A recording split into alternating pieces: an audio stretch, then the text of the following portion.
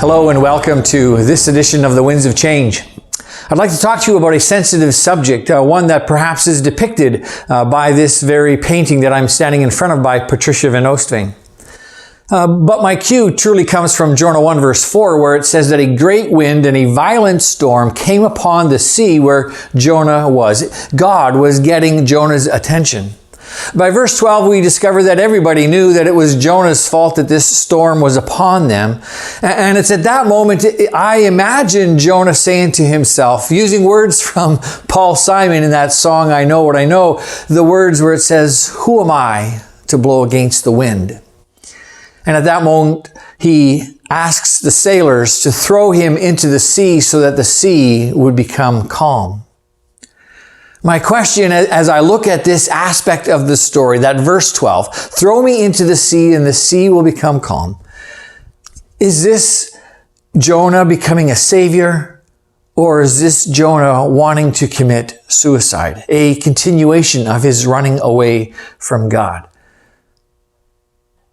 I say suicide because I'm aware that as storms come upon us, as financial storms come upon us, as relational storms come upon us, as situational storms come upon us, as occupational storms come upon us, as COVID storms come upon us, the idea, the thought of committing suicide to end it, to stop the storm, happens to a lot of people. Often it's a fleeting thought there in the back of your mind. I know because I've had those thoughts myself. I've come across many storms in my life, situational, relational aspects of which I thought this might be the way that it could just all stop. I'd like to say to you, if this is true of you, if you've been having those thoughts, I'd like to say to you an invitation. I want to encourage you to Matthew 11, verse 28. Jesus says it. Come to me, all you who are weary and burdened, and I will give you rest. Come to me, all you who are weary and burdened, and I will give you rest. This is an invitation by Jesus to let go and let God.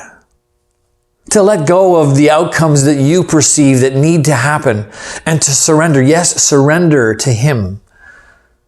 To surrender all that which you hold so tight and to allow Jesus to hold your hand and to hold the outcomes and together to walk through that storm.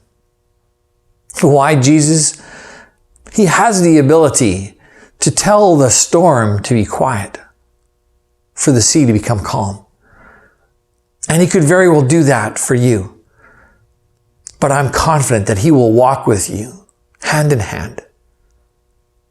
So let go and let Jesus. This is my prayer as I pray it for you in the times that you find yourself in. So may the Lord bless you and keep you. Until next time, see you then. Bye-bye.